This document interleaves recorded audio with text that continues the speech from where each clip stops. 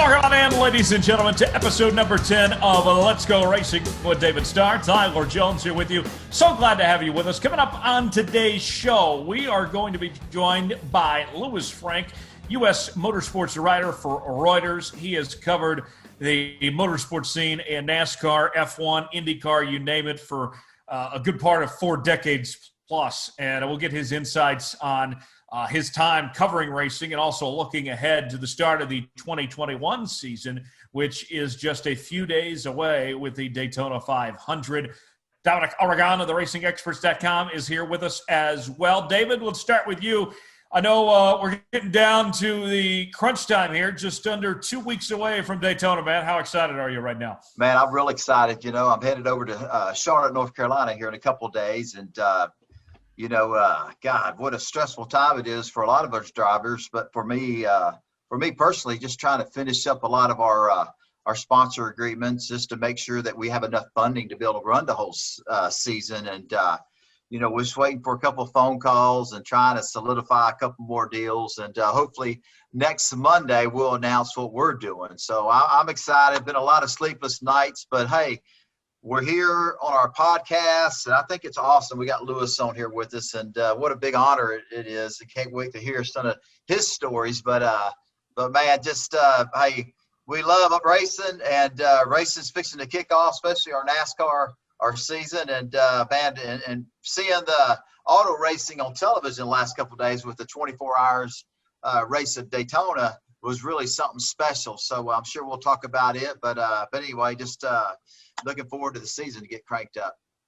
No doubt about that. Dominic Aragon from the RacingExperts.com is here as always. Dom, appreciate the time, man. What's happening with you? Man, always fun to be on the show. I know every show, but this is our 4th show or 6th show. Guys, this is our 10th show. I was reading the other day that a quarter of all podcasts don't even make it past 2 episodes. So here we are making the double-digit mark. So happy to be here. And honestly, it's not possible without the fans and the dedicated NASCAR fan base that listens and tunes in every week. So from the bottom of my heart, from our hearts, we truly appreciate you guys tuning in every week and making this platform possible. Absolutely. And a reminder for the folks out there, you can subscribe to Let's Go Racing with David Starr. New episodes out each and every Tuesday on Apple, Spotify, Google Podcasts, also the video version on YouTube. And you can check us out there. We're also on social media, Facebook.com, David Starr Podcast, Twitter @Starr Podcast, and also available via email at starpodcast@gmail.com. You can find us there. Well, I will introduce Lewis today because I think I know him the best of the 3 of us. I got to meet this guy at the Daytona 500 last year, and we stayed in touch ever since, connecting on anything from auto racing to the XFL. I mean, he's a character. He's got plenty of stories to tell, and he joins us right now. Lewis, thanks for joining us, man, and hope you're doing well out in Charlotte. What's going on? Absolute pleasure. I'm an ex-New Yorker. I was telling David before we started, I'm a damn Yankee. So for the folks out there who don't know the difference, I used to come to Charlotte in January for the media tour, and I got to know the area, and I got to love it. So the difference between a Yankee and a damn Yankee is I was a Yankee. I came down here. I spent money. I went home. Right, David? And Yankees stay. So I've been down here for 7 years. So that made you a damn Yankee. Damn Yankee. Well, Lewis, I can tell you there's a lot of great damn Yankees down in the Charlotte, North Carolina area. So I'm glad that you're one of them. And I tell you, you have done so much for our industry. And I say our industry, I don't want to just say NASCAR racing in general. I'm just talking about IndyCars, Formula One, what you have brought to the table and covered for the race fans in our sport has been phenomenal for as long as you have. So it's amazing your longevity as a journalist in our industry. It's pretty cool. Thanks very much. It's not true. I did not cover Fred Flintstone. Not that old, but I've been around a long time, and I am a gearhead. I love racing. The one thing I've noticed covering all these sports is that I mean, the people with a racing heart, whether it's a fan, an owner, driver, crew chief, they get it. One little example I didn't tell Tyler earlier was, but you'll see some pictures later. I was associated with something called Driver of the Year. It was an award. It's bench racing, and they only had a few riders, broadcasters across the country, and we had to rate drivers versus drivers. The year that Nigel Mansell won the title in IndyCar, funny thing is, they used to have a banquet on Friday afternoon. Does that sound like something you know about NASCAR Friday evening? But so Dale Earnhardt was in town for the banquet. He heard Nigel Mansell was at this lunch. He comes in, he says, "I want to race you." So racing, it's small and it's big at the same time. It's wonderful. And if you love racing, you can find somebody at the four corners of the world. And I've been to Japan, I've been to South America, I've been to Europe to cover races. And again, starting with the fans, if it wasn't for the fans, I'd have to still be a lawyer. Nobody wants another lawyer. I've been very blessed to meet wonderful racing people in my career. Absolutely wonderful. So, Louis, how do you go from attorney to motorsports rider? What was the journey for you? How'd you get started? Well, I grew up on Long Island, and there was a sports car track at the eastern end. And I remember watching some television of this sports car racing. And then I found out they were racing in Bridgehampton. It's a road circuit. NASCAR raced there in '56. How do you like that trivia? Wow. Like it. Wow, Did 1956. And I didn't go there for NASCAR. I went for sports car. And I snuck into the pits. So you knew I was going to be a journalist or a lawyer or both. And some of the racers started talking to me, and I was hooked. And I covered, there's another racetrack in the Upper West. I'm sorry, my email makes a little dingy. Lime Rock, Connecticut. Paul Newman used to race there. This was the Trans Am series. Oh, absolutely. Yeah, it was awesome. And back when I started in prehistoric days, you could, walk up and talk to anybody. And I tell you something, David will tell you this. If you're in a garage, you're in a paddock, and you talk to other racers, it's a racing engineer from IndyCar says, "I've got two families. I've got my family and I got my racing family." Absolutely true. I'm very blessed to be able to cover everything. Anyway, I started taking pictures. You may see you'll see a picture of me as a photographer. And eventually I worked for a national magazine, and I got to go to Daytona. And I fibbed a little. The statute of limitations is over. They said, "You know NASCAR?" I said, "Sure, I know NASCAR." So they sent me to photograph Marty Robbins, the country and western star, who raced in Daytona. And that was the first time I went to a NASCAR race. But, it was very good because back then, it was about 75, there was not a whole lot of national coverage. So rather than looking at me as some strange guy from New York, they said, "Oh, we're making the big time." And the people treated me very well. And I stayed. So that's a lesson. Don't treat me well if you want to get rid of me. Man, Louis, that's amazing. What's kind of cool. I'm glad I'm not the only one that would sneak into the racetracks. I'm glad journalists snuck in as well, but like you were saying, once you get inside the garage and you get inside the industry, it's a family, and obviously you had a passion for it, and you were there, and they saw you were there, and you were passionate for it. If you're sneaking into a garage area or sneaking into the racetrack, obviously there's a lot of passion there. So, man, what a story, man. Look at you now. You come a long way, but Marty Robbins, man, that is amazing. My dad, you don't even know what I'm talking about. No, I know, but man, I'm a country fan. I love country and western music, and but man, Marty Robbins, my dad used to tell me he worked with a guy named Ronnie Chumley and Tony Bittenhausen Jr. And when they would go to the NASCAR races and compete, when Marty was there, Marty would put on a concert the night before everybody would race. And then, man, my dad told me some great stories about Marty. And, man, you were there, covered him. What was he like? It's so long ago. I mean, I was taking pictures. I like to talk a lot. I've been called the Prince of Schmooze. And then Brandon Goodyear gave me a promotion. Now I'm the King of Schmooze. But back then, I didn't know anybody, and I knew my mouth would get me in trouble. The only guy I spoke to was Benny Parsons, and we hit it off. He was a wonderful man. He liked detective novels. So, you know, a very secret thing in the garage. If your fans are listening out there, it's great to be a fan. But as David knows, at the end of the day, we're just people. Talk about something in your passion. Benny liked detective novels. That's all I spoke to him. I didn't stick a tape recorder in his face. So to answer your question, I don't remember even speaking to Marty. I think I was a little too shy for change, just taking his picture. But go, youngins out there, go put on YouTube, go to El Paso was his big hit.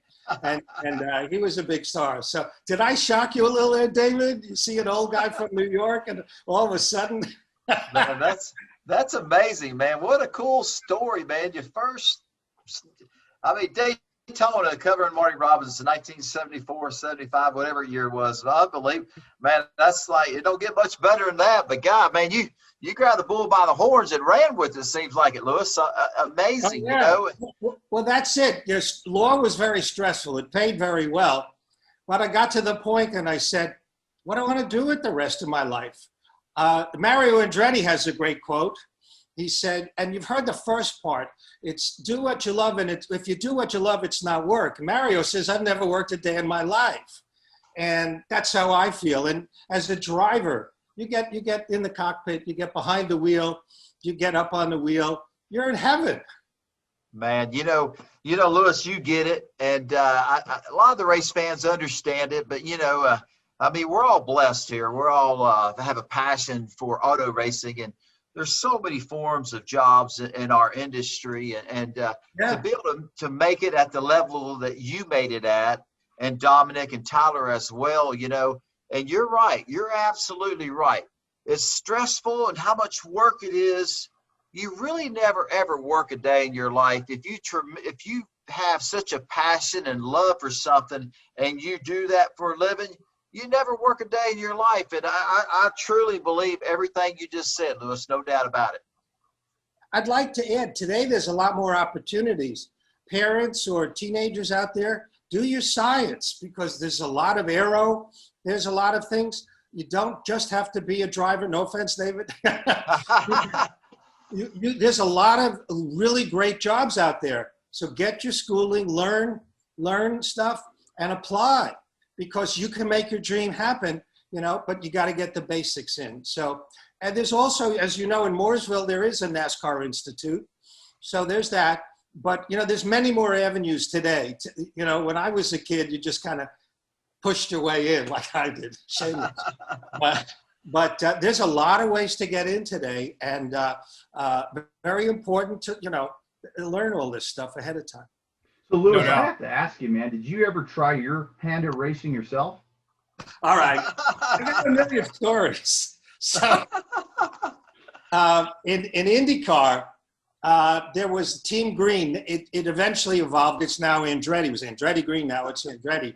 So they did a thing for journalists. Now, I lived in New York. Now, I can drive a stick shift, David. I'm one of the few that have people. And Brown and Williamson Tobacco had a thing. Come out to Las Vegas Motor Speedway and we'll put you in this driving school.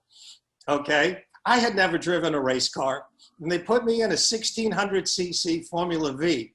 Your butt is about 6 to 8 inches off the ground.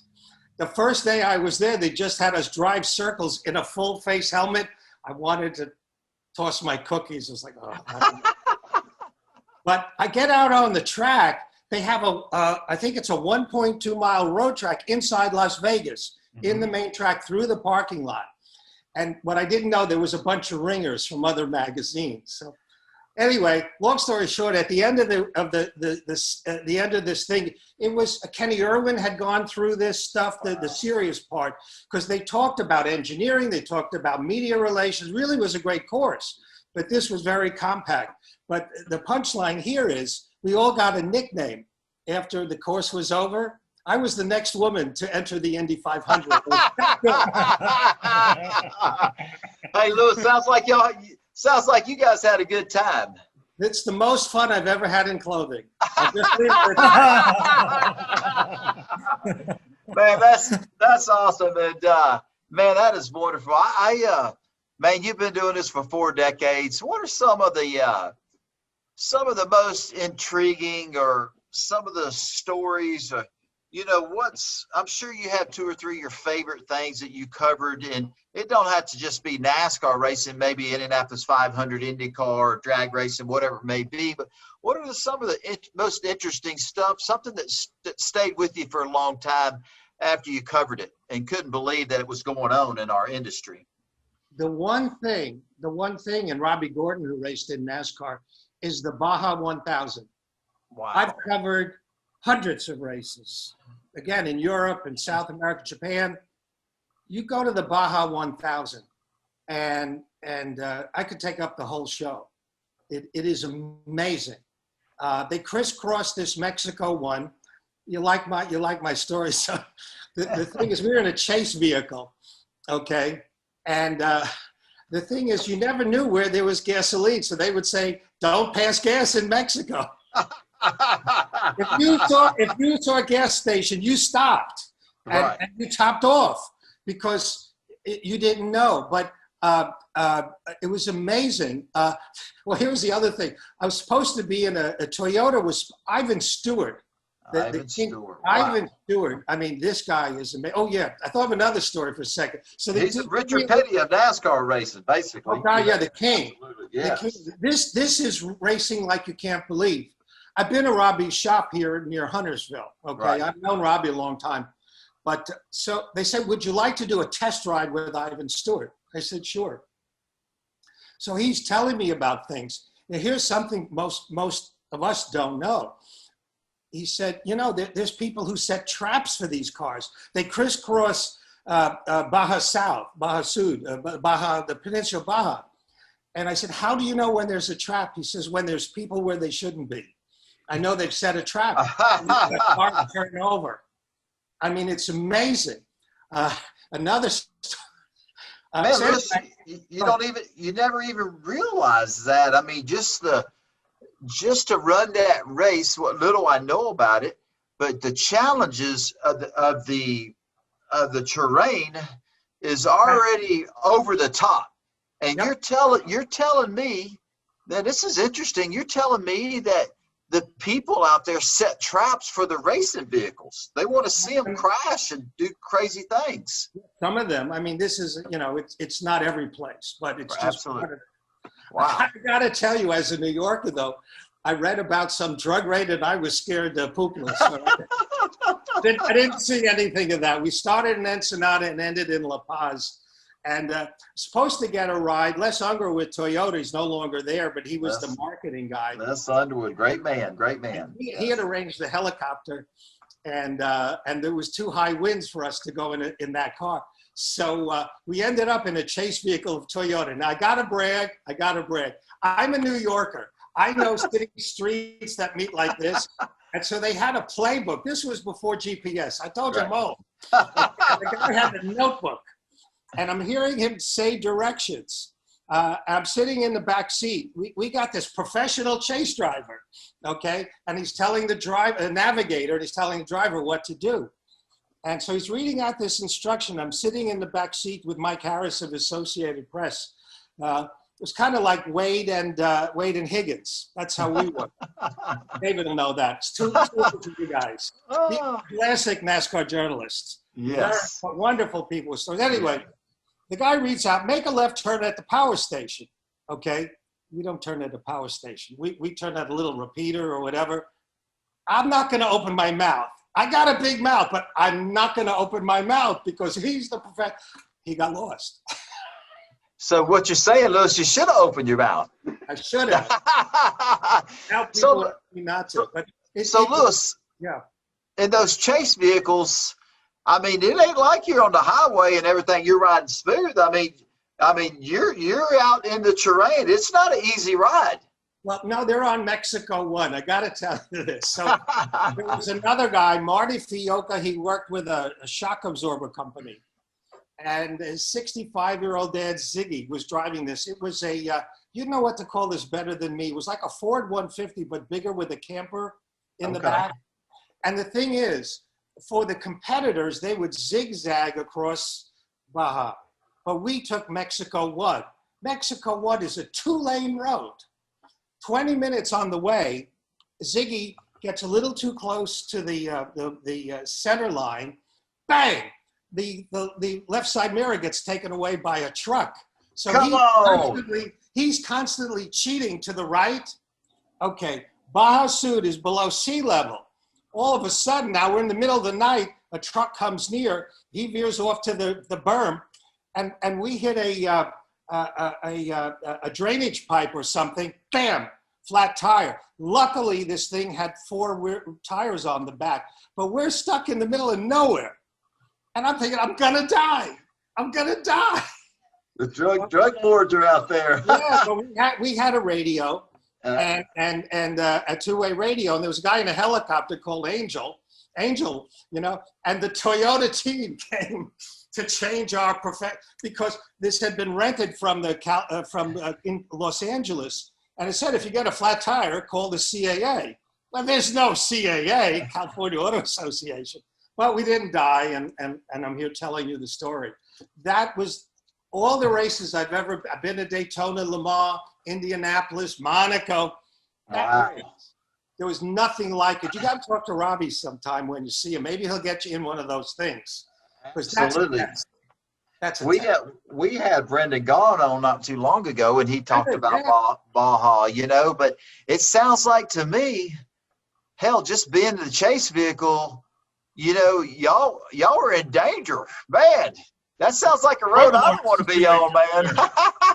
Yeah, I survived this guy from New York. You'll survive. They're from Texas. That's all. What a story, man. That's pretty cool. So that's awesome. So Louis, you've covered so many different drivers or crew chiefs, owners, whatever, through all these racing series over the years. Who have been some of your favorites to chat with and cover over the years? Well, I got to start with Mario Andretti.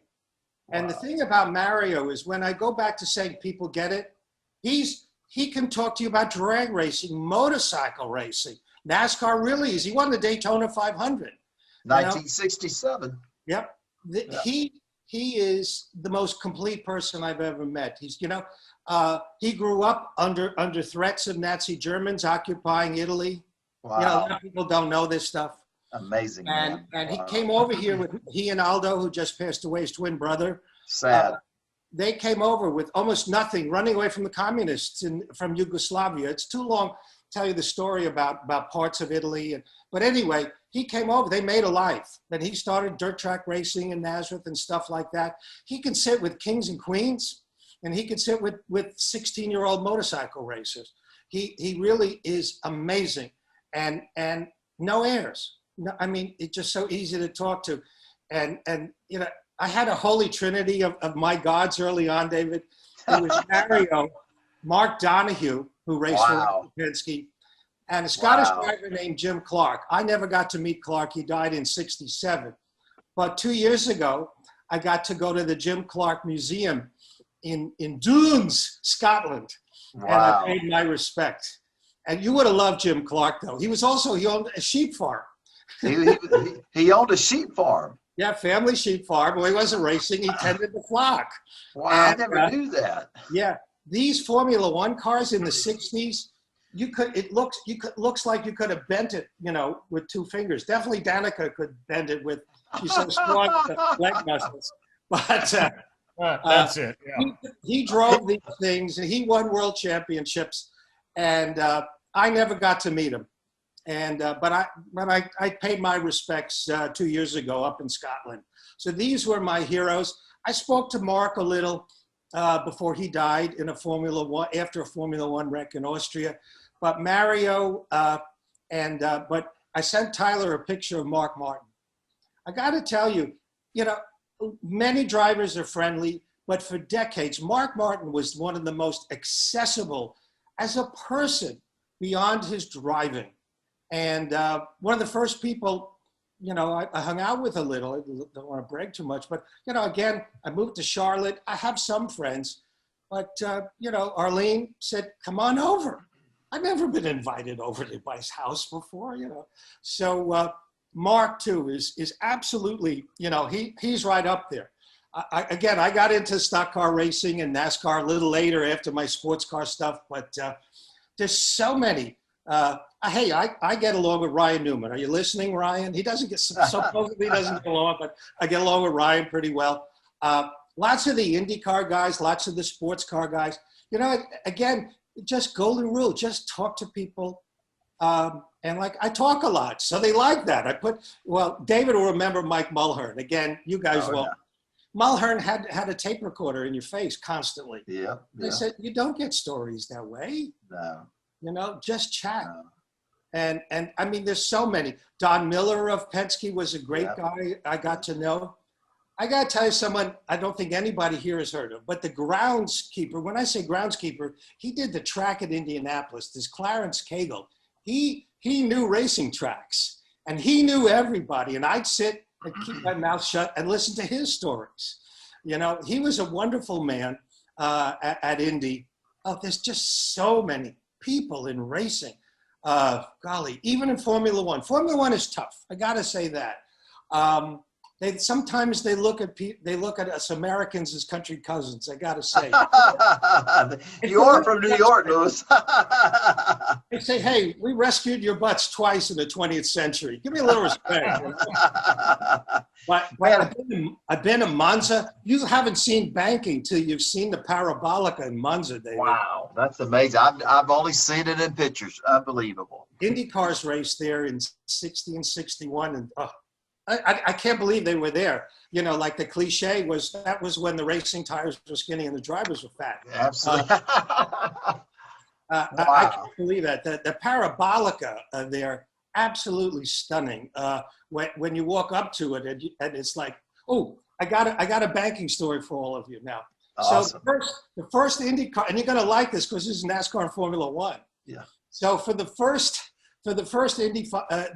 Formula One race at Indy, I get an invitation from SKF Ball Bearings, and it's going to be Ross Brawn of Ferrari, and it was Jeff Burton of Roush, and so Ross Brawn was talking about the challenges of the high banking of Indy. No, it was Jack Roush. It was Roush himself. Okay. And Ross Brawn was talking about this terrible 11, 12-degree banking. And Jack gets up and says, "We consider this a low bank track."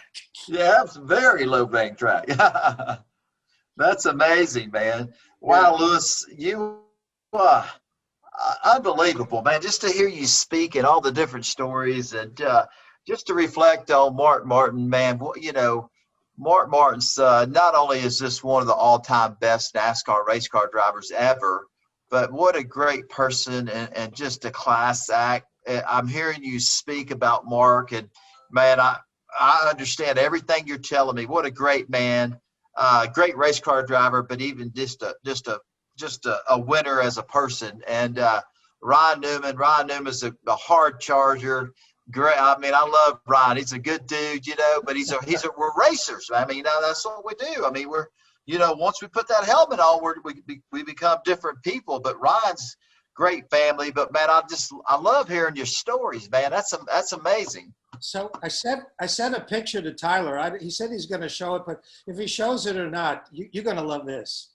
So the year that Mark was voted into the Hall of Fame, again before his induction, he'd fully retired from NASCAR, and I'm at Indy during a practice day, and as you know, I mean, the garage area is huge. Mm-hmm. And Mark is there wandering around and no one notices him because I guess it wasn't open to the public at this time. And he's just walking around. He's not going into the garage. It's like going into somebody's hauler, right? And I see him and I say, "Hey, Mark, congratulations." He says, "Yeah, I just heard." I said, "You want to go in a garage?" You know, and of course I knew people. So I think I'm this big shot, you know, and I take him into the garage. And I say, "Guys, this is Mark Martin." Who was there? Some former Roush guys. And I say, "I'm out, enjoy." And they showed him all the little parts and everything. And he was asking questions.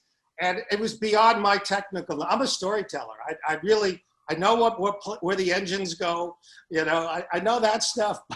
But when he was talking to another guy from Roush, I said, "Mark, enjoy now." But he's walking around. He's a NASCAR Hall of Famer who raced at there. And he's walking around like a very shy, respectful person.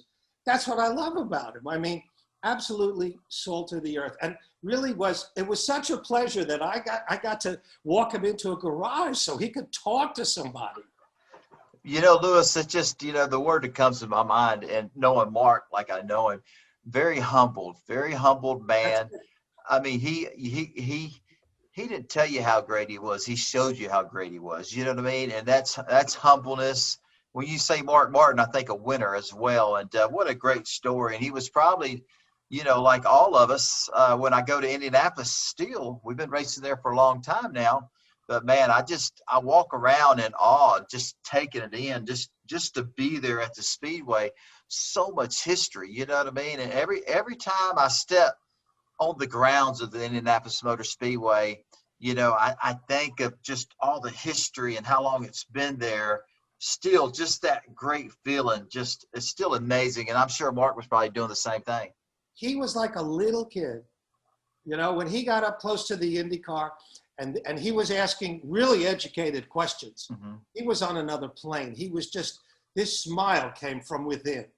You know, like I said, and that's why I left, because I couldn't improve. But again, as you said, very humble. He was not going to walk into anybody's garage. He could. I'm sure in another team, I don't know about Penske or Ganassi, nothing against those guys. Right. You know, but if you get an introduction, I got one more. Can I tell you another? A Brooklyn, New York connection to Richard Childress and NASCAR and Dale Earnhardt. Wow, that's awesome. We want to hear it. Come on. Exactly. That was going to be my absolutely. It's an honor, man. Keep talking. Has a really good Dale Earnhardt story if they've been around long enough. What are some of your favorite memories? Yeah, well, this is one of them. Again, you know, I will not be shy. I'm a bright guy. And so one of the NASCAR banquets, I get a press release from Chevrolet that Lou LaRosa, do you remember Lou? Is that He's an engine builder for RCR. I spent some time with him a couple of years ago in Daytona, man. And kind of like yourself, Lewis, stories after stories, and they're real. You're thinking, no, there's no way. They're real. Absolutely. So the night before the banquet, Friday nights they had it. Chevrolet made a dinner on Thursday, and I see Lou LaRosa's from Brooklyn. I was born in Brooklyn. This could be a good connection. So I walk over. I said, Lou, I'm Louis Franck, and I'm from Brooklyn too. Oh, and we start chatting. So come January, on the media tour, okay, 180 people to 200. We go to Childress in Lexington, and Lou sees me. And like 180 people go to one place to talk to Dale and Richard. Lou says, come here. And he takes me into the engine shop. They weren't allowing anybody. As a matter of fact, a little neuron fired off. He was buying some piston heads from Cosworth. Nobody from NASCAR was looking at Cosworth in England for piston heads. So I might be revealing one of the engine secrets back then. But I went to Daytona in February, and he's coming to the garage. I said, holy crap. I'm in Dale Earnhardt's garage and invited. and I had a very good relationship. I know he left. He's got some engine. He's got some teaching thing. If you see him, tell him Louis Franck from Brooklyn. If I see him, I hope to see him here in shortly. And I can't wait to see him. And hopefully I do, because I'd love to share that story with him. But man, when I seen him a couple years ago in Daytona, man, I sat there, I want to say almost 2 hours and just listened to his stories. It was just one-on-one. We had another gentleman join us, but man, just to hear his stories about the time that he was at Childress and all the engines he built that Dale Earnhardt won. But even before that, you know, how he got in the business and how he learned engines. It was pretty cool. And I'm kind of like you, Louis. If you just listen, it's amazing what people will tell you, what you can learn. It's amazing. You know what I mean? So please keep talking. I have so many stories. You remember Ed Hinton, the writer? I don't. Yeah, I've heard the name. Ed Hinton is a brilliant writer, but he has an ego, okay, which has gotten him in trouble. But so this is a Formula One story, but you'd like it because, David, you remember Leo Mel, who was the head of Goodyear Racing. I remember. Yep, sure do. And Leo, Goodyear has always been great to me. And they were in everything back then, Formula One, IndyCar, NASCAR. And they did some wonderful things. So, okay. So going back to the 90s, CART, which is now IndyCar, had a better show than Formula One. So they had a Formula One race in downtown Phoenix. It was a big disaster. An ostrich race on the other side of town outdrew this Formula One race. But Formula One was very jealous of IndyCar. So at a press conferences, Jean-Marie Balestre from Paris. Wow. If you race the next week, there was this kart race in Australia, which I went to again with Mike Harris. And they have this big press conference. And anyone who races in Australia, we're going to have their license revoked. That's a big deal. From F1. Yeah, no, license, anyway, Goodyear, anything, because of the ACO, like George Silberman is the president of ACUS, and before him, Bertie Marcus. Yes. Everybody races under the FIA. I'm getting a little too much inside baseball here, folks. Pardon me for a second. But NASCAR is a member of ACUS. Yes. And Automobile Competition Club of the U.S., and they are subject to the rules of the FIA, Federation International Automobiles, in Paris. So Hinton raises his hand and he asks Balestre, well, will Goodyear be banned because they're on the Indy cars? And Balestre says, oh, yeah. So Mike Harris, Ed Hinton, and I go over to Leo Mel's little motorhome. Knock on the door. Hey, Leo, we hear you're going to be banned in NASCAR and IndyCar. You know that smile Leo had? He says, I'm not in trouble now, but if I talk to you guys, I will be. Click. They didn't ban anybody. Goodyear still did and still does provide tires for NASCAR. And it's over to Firestone now, Bridgestone, Firestone, and IndyCar. But that was another fun moment. What a story, Lewis. I mean, I never knew. I mean, that's interesting that you're telling us that Formula One racing at a point in time was jealous of our IndyCar racing here in the United States. It was a better show. I mean, the Indy cars even then were kind of spec cars. There's only one or two chassis, right? 2 or 3 engines, and a lot cheaper than Formula One. They said they used to spend unlimited budgets in Formula One. But the thing that blew my mind was when Gene Haas said the price of a Cup car is now approaching a Formula One car, 20 million, at some of the top levels. But back then, you could run NASCAR for a lot less than Formula One. The difference is in Formula One, again, I don't want to get too much inside baseball, but more or less the teams build from the ground up. You can buy or lease an engine, okay? Right. But everything else, there's some rules. I don't want to get into the weeds on that. Sure.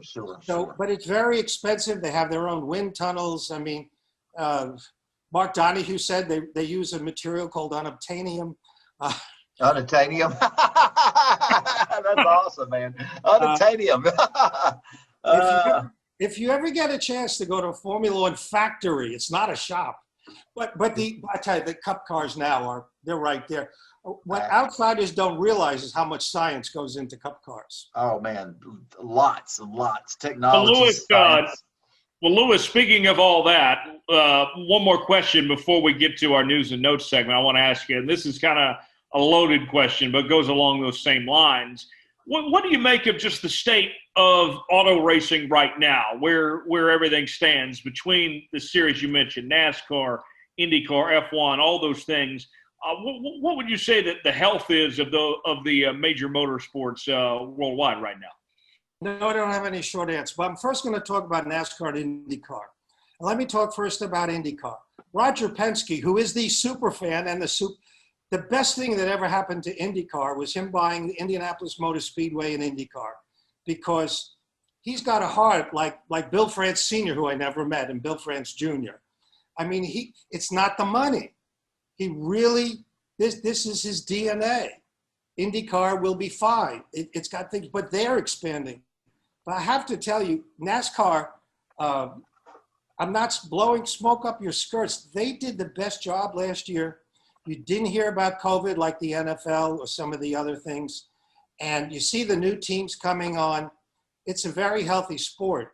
And I've been, the one thing, David, I have that really helps, I may not be a young, attractive woman who can interview drivers. I've got gray hair. And the people with gray hair I talk to. So they tell me stuff. They told me that the next-gen car has made it possible for all these new teams to get started. And that's a sign of great health.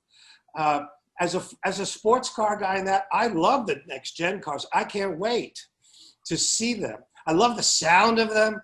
And so NASCAR's in a very good place. So Formula One is tough because they got all, I don't want to get into the weeds with the rules, but they got very complicated with power units. It's not engines, and they're changing the rules again. And there's like 4 guys who could win a race. And it got away from the racing. It's too much aero, not enough horsepower. But it's just like that in any series. Give them the engines, take away the downforce, and let the drivers drive. Absolutely. I'm out on technical. I'm out, David. I can't tell you anymore, but I know that works. So, yeah, but I know it works. I'm sorry. Go ahead. Go ahead, David.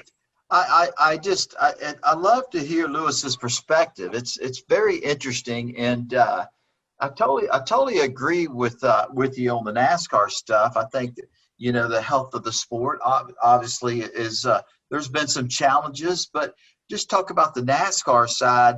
You do look at 2020, such a challenging year for the whole world. And NASCAR did a tremendous job. You didn't hear about people getting COVID and what they did to keep the sport running.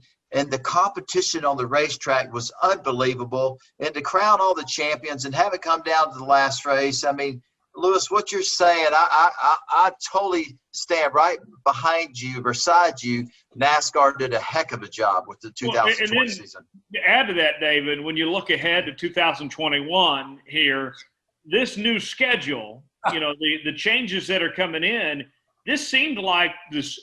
I know it remains to be seen how the races themselves actually unfold, but Lewis, this new schedule with these places that they're going and such, this seems like just the spark NASCAR needed of some sorts to carry on from a strong 2020.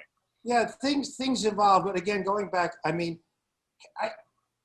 David's actually driven it. I've covered it for 40 years. No practice, no qualifying. You can't talk to your crew chief.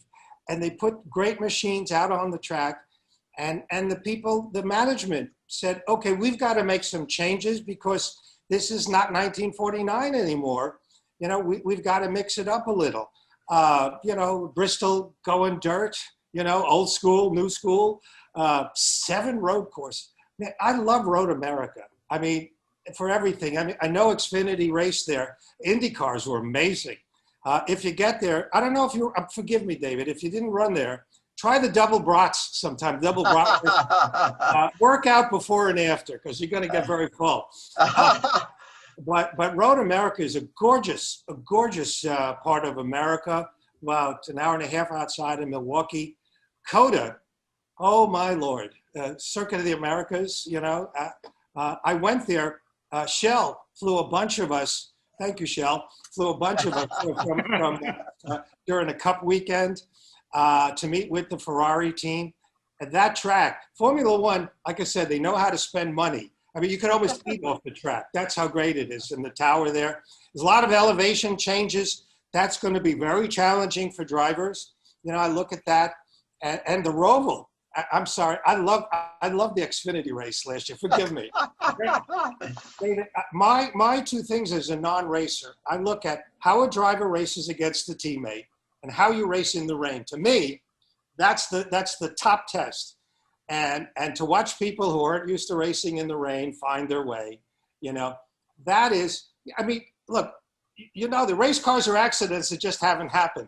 Throw a little water on the track, Hey, Lewis, I tell people I can't do it dry. And then you're going to let it rain and we got to race in the rain. Come on now, guys. Oh, heck. Oh, that's good. That's good. Guys, we got a few more things before we go here. It's time for our NASCAR News and Notes segment. Dominic, I'll hand things over to you. It has been a very eventful few days as we're counting down to Daytona here, Dominic. Gosh, it really, really has. At the time of the recording of this podcast, we just got 13 days till the Great American Race, but a lot of news to catch everybody up on. On this show every week, we kind of just highlight the top news and notes from around the industry and get everybody's reaction around it. So this past weekend wrapped up the Rolex 24 with Wayne Taylor Racing taking the victory in the Rolex 24. Some of the NASCAR connections in that race: Jimmy Johnson in the Action Express 48 car was second. AJ Allmendinger in the Myers Shank car was fourth. Chase Elliott, sixth in class and eighth overall with the Action Express 31. And Austin Dillon in the Ware car, Rick Ware Racing number 51, was 10th and fourth overall in the LMP2 class. Guys, let's start with you, Lewis. What'd you make of the Rolex 24? When I started covering Rolex, a little bit like NASCAR, the winner would lead by 2 or 3 laps. And it seemed like in every class, it was tight. And Ganassi his car was gonna win until he got the tire problem. And that was a shame, but I liked it. The one thing I didn't care for was to wreck on the opening lap. Come on, it's a 24-mile race. Bad enough in a 500-mile race. Come on, guys. You got to go to the end. But I used to go to the 24 hours. My attention span runs about to a 500-mile NASCAR race. That's it. 3 hours, I'm done. So I kind of helicoptered in. But, again, the level of the competition, the preparation of the cars was great. If you've never done listen, not everybody gets to go to Le Mans. And thank you, Chevy and General Motors, because they paid for it. Got to say that. But, definitely, by next year, Lord willing, anybody wants to go. I highly recommend it. Very entertaining. There's a lot more restaurants across what used to be Volusia Boulevard. All in all, it's great entertainment, and it can whet your appetite. Because, I watched that interview before the race with Jimmy Johnson and Elio Castroneves. And remember I said about Mark being like a little kid? Those two being interviewed, they were not 40-year-old veterans. They were like little kids, So I thought it was a great event, a great opening event. So there you go. That's my impression of the Rolex. Now, what do you think, David? Man, kind of what Lewis was saying. What really strikes me is just the talent. Formula One, NASCAR. The talent was from A to Z. I mean, it was unbelievable, and to see our NASCARs competing against these worldly drivers, I was paying attention to it, and kind of like what Lewis was saying. He said years past, you had a car that was going to win the race 2 or 3 laps. He'd have on everybody. And what I seen, the competition, man, there were 3, 4 cars right by each other after 22 hours. It's amazing, and these machines and the technology and the whole thing is just it's new to me. I don't know much about that kind or that form of sports car racing, but man, it's worldwide and people love it. And I couldn't take myself away from the television because it was really entertaining. And to see Rick Ware with Cody Ware, they had a car. And I was watching them. They were in 4th place for a long time. You talk about a NASCAR team owner that had his own, and excuse my ignorance, but what was the name of that series, Lewis? Is it the Michelin Pilot Series or? Yeah, but man, I forget. You're talking about the class. The class, yes, sir, the class. Oh boy, there's 5 classes. Now you put me on the spot. No, LMP something. It was one of the top classes, Yeah, what they have is at the top, there's 3 levels of prototypes. Okay, there's the DPI, and then LMP, that's Le Mans Prototype 2L, and then they got the GT cars. GT Grand Touring, it was a lot simpler when I was young. You had prototype, over 2 liters, under 2 liters. And now it's alphabet soup. So it was exciting. I watched a lot of it myself. Guys, as somebody that's not a racer, I was sitting back watching it, and I was saying to myself, if money weren't a factor or anything like that, if I could just choose to race anything of any form of auto racing, I would want to do sports cars. That to me would be the most fun out there, is drive just these sports cars out there would be exciting. Dominic, what did you take away from it? I didn't get to see much of the race, but I think just kind of echoing what Lewis and Dave have to say, just the talent from F1, IndyCar, NASCAR, the people who run the series full time. I think there's just a great pool of talent there that ran at Daytona, and this 2021 Rolex 24 was no exception. Hey, moving on real quick too to some of our other NASCAR news and notes segment here. I mean, guys, the hottest potential free agent of the 2021 market is no longer available. February 1st, Joe Gibbs Racing announced that Denny Hamlin will be coming back in a multi-year deal. Although the details were not exactly disclosed of what's going to happen, FedEx is returning. Denny Hamlin will be at Joe Gibbs Racing for quite some time, a place he has called home in the NASCAR Cup Series since 2006, racking up 44 wins and 2 championship 4 appearances the last 2 years. Yeah, incredible to see Denny, what he's done there at Joe Gibbs Racing. And Lewis, that championship for Denny, I mean, we're seeing him really start his prime. He's really just now in his prime. That championship's got to come sooner than later, right? No question. My mentor, this Mike Harris of Associated Press, told me once upon a time, you've heard this, David, you got to lose a championship to win a championship. Absolutely. And, I mean, Gibbs cars are great. Frankly, I was shocked that Kyle Busch last year, struggled. But the thing is too, Denny, he's matured. They've got the equipment. He's got the crew chief. So he's obviously, look, he made the Final Four. So who knows? I hope he just doesn't get too distracted as a car owner. Absolutely. That comes to mind. But I think if you look at Joe Gibbs, at Joe Gibbs Racing and Toyota, and you have that nucleus, that crew chief, Denny Hamlin, those race cars. And to hear what Lewis was saying, you had to lose one, and he's lost a couple of them, but he was so close there in Phoenix that they're going to be a contender in 2021. And I didn't think that Joe Gibbs and Toyota was going to break up that nucleus because it's so strong. And Tyler, like you were saying, they're just kind of coming they're in their prime. You know what I mean? Why break that up? I couldn't see breaking that nucleus up. So I wasn't surprised. I was kind of surprised that they hadn't signed him to an extension earlier, but not surprised that they finally did. Yeah, exactly. 13 wins in the last 2 years with that organization. It's like Denny Hamlin has had a resurgence in his career. Lewis, would you kind of say that maybe he's this generation's Mark Martin? Yeah, absolutely. The best driver without a championship. The thing is, the format, as exciting as it is for me as a fan, it boils down, after all these struggles, after the first 26, after the rounds, you have one bad race. Ask Kevin Harvick about Martinsville. And that's what I was going to say. It's tough, because you look at Kevin Harvick, and I'm going to ask you guys, how many wins did he have? 9 wins? 9 wins. To have 9 wins and not even have a shot at the last race for a championship, to me, and like you were saying, Lewis, the way the format works is, consistency. You got to win races, and if you got a hookup, it'll put you out of that chase. It's kind of interesting, but exciting. It keeps people glued to that television, glued to NASCAR. And I'll tell you, since NASCAR's come up with this format, I'll tell you what, it's exciting. Hey, yeah, I'm not a numbers guy, so all I got to do is wait for the last race of the year, whether it's Homestead or Phoenix. Now I know whoever beats the other 3 guys. It's a winner, right? TV goes on and on about the points and this and chase points and leave me out of it. Absolutely. Yeah, before we transition, guys, Dominic, I would just add, look at Chris Gabehart. He has been probably the best thing that's ever happened to Denny Hamlin's career.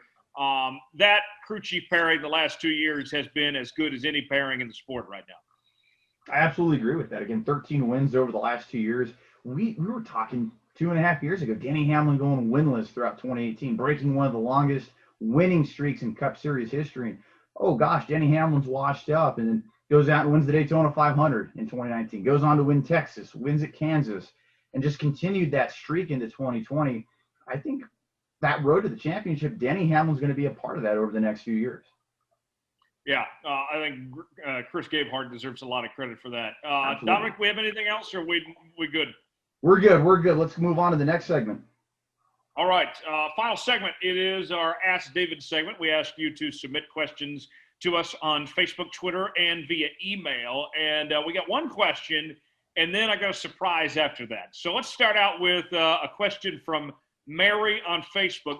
Mary writes, David, who do you like to win the Super Bowl? What's your score prediction for Sunday's big game between my Kansas City Chiefs and the Tampa Bay Buccaneers? Man, that's a great question. And being from Houston, Texas, I'm a Texan. You know what I mean? But the ownership of the Kansas City Chiefs is owned by the Hunt family from Dallas, Texas.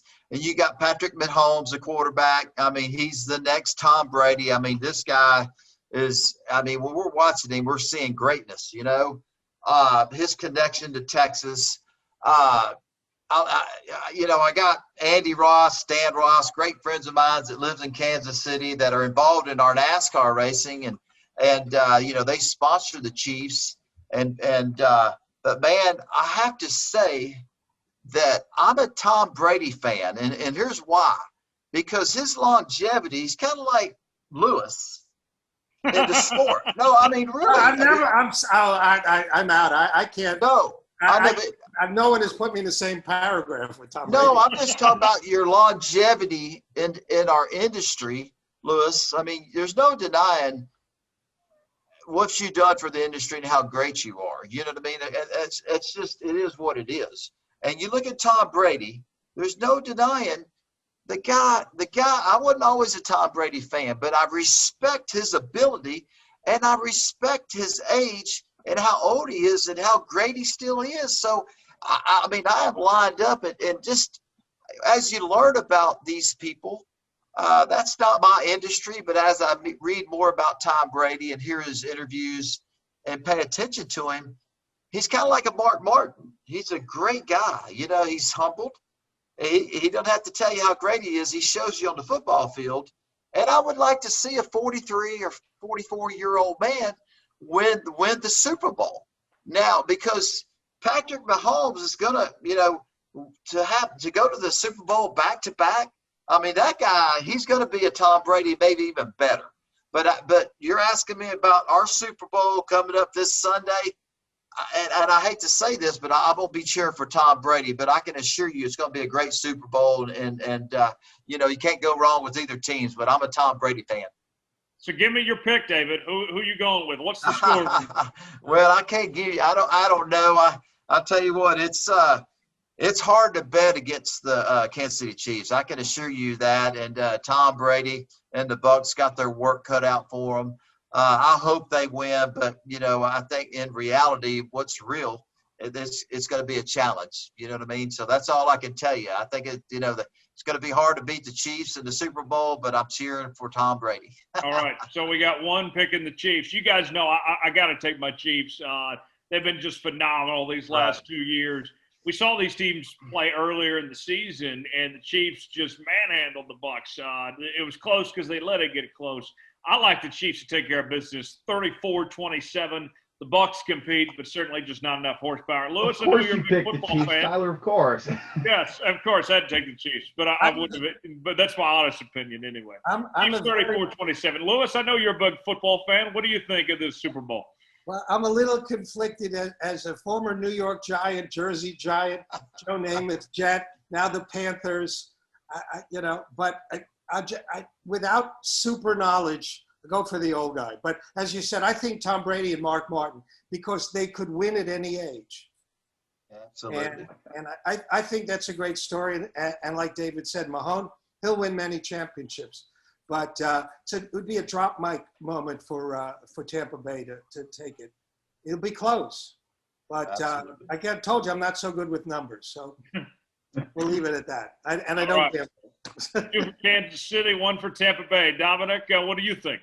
Man, we got to go Tampa Bay. You all know I'm a Green Bay Packers fan, but just respecting the heck out of what Tom Brady has been able to do. I love what he's done over the last 21 years in his entire career in the NFL. I'm rooting for the Bucs on Sunday, and come on, guys, they have a home game. They're playing in their home stadium, Raymond James Stadium. You can't tell me, even though Las Vegas has them as the underdogs, they're not going to be more rested, and they're going to be well more fit for the game on Sunday. They don't have to travel.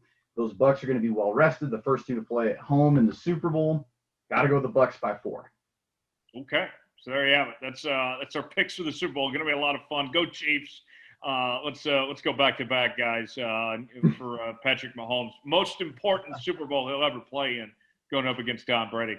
Last question for you. Since we do have a professional journalist among us, not like Dominic or I, since Louis Franck is here. For our Ask David segment, Louis, I just want to turn it over to you. What's the question you have maybe on your mind for David? All right. I'm going to really stick it to you. Steve Letarte said he spoke to some NASCAR crew guys while he was down for the 24, and some of them thought after watching all these different classes race, on the road course, what about Xfinity and Camping World Trucks in the same race? What do you think of that? How's that? Man, Lewis, I love it. You know what I mean? I think it's awesome. I mean, hey, let's all the changes going on. Why not go a little bit more and put the trucks and Xfinity Series together? I mean, unbelievable. I just think it would be a phenomenal race because the trucks, they handle great. They got good power.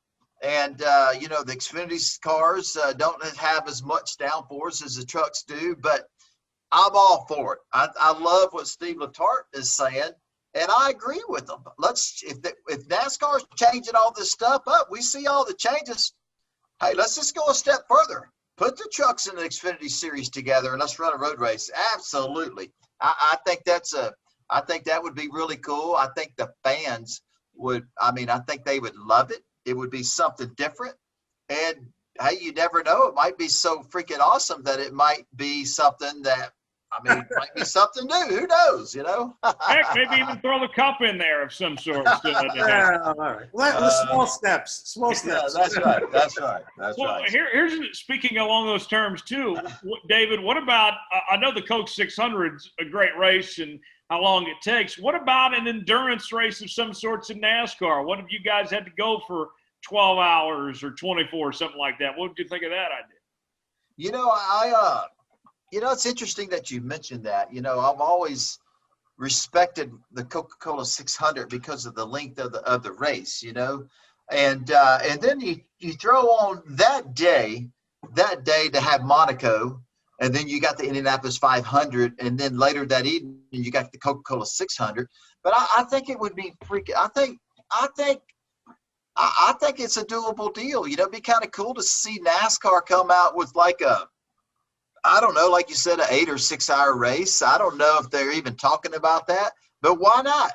Why not? If we're going to change all this stuff, like Lewis is saying, trucks and Xfinity, and why not give us an enduro race, as y'all call it? I think it'd be kind of cool. I don't know if that's in the cards, but it would surprise me if in here the next 2 or 3 years that they don't do something like that. Go ahead, Lewis. I have a historical footnote that'll blow y'all's minds.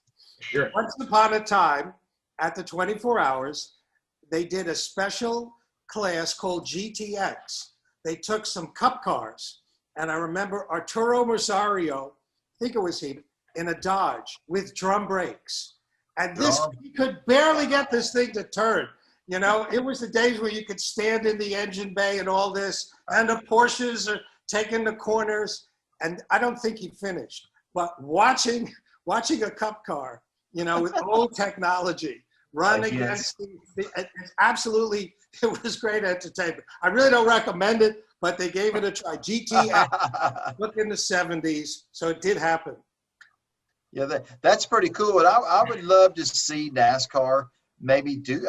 Wouldn't it be awesome if you had the Truck Series and the Xfinity Series and the Cup Series kind of do what the 24 hours of Daytona is, you know what I mean? But Anyway, I think that's way out there. I think that's kind of way out there. I think what Lewis said earlier about Steve Latarp saying it'd be kind of cool to see a truck race and Xfinity race, blended race. I think that's possible, but I don't know about, even though I'd like to see it, I don't know if we ever will. You know what I'm saying? So, yeah. Yeah. Dominic, what do you think about those ideas? That'd be awesome. I think anything's possible. It's 2021. I would love to see some sort of mixed class there. Absolutely. They're all 3 series on the track, maybe like a road course race, some sort of great equalizer. It'd have to be a road course race. Yeah, absolutely. Oh, gosh. Guys, it's been a lot of fun. Lewis, we appreciate you joining us, man. Before we let you go, tell the folks where they can find all your work at Reuters and what they can be looking for as you're counting down the days to Daytona, man. Yeah, it's been a little slow. But I've got a weird spelling. Hopefully my name comes up, Lewisfranck. But Google my name and NASCAR jargon. I wrote a piece for Auto Week. I did a funny thing. Now I'm having a senior moment. George Carlin did a wonderful routine. Why do we park in a driveway, drive in a parkway? So I did a thing about NASCAR jargon. So a little hint was, when they say on TV, if someone loses an engine, where does it go? Is there a reward if somebody finds it? And I just did a total homage to George Carlin. And it's an Auto Week, NASCAR jargon. And I never won an award. I should have put it in. But I had so much fun. It was like a Tuesday at Daytona. There was nothing to write. Remember the old days at Daytona when they'd have 2 quiet days? And Auto Week needed something. So I highly recommend it. And if you like that, you can find some other stuff I've done. As I said, Reuters is a little quiet these days. I'm going to be on, not competing, I'm going to do Pit Reporters tomorrow with Brett McMillan. Awesome. So, I'm on the radio more these days. I have a face for radio. So, that's where it is. And, as soon as I can safely with the competitors be in the garage, I'll get some more stories for you all. Awesome. That's great. Dominic, what's going on the racing experts this week? Well, our staff continues to just cover the day-to-day happenings going around the NASCAR industry, and just follow us along at Twitter, The Racing Experts. You like winning free NASCAR merchandise? All you got to do is just follow and enter.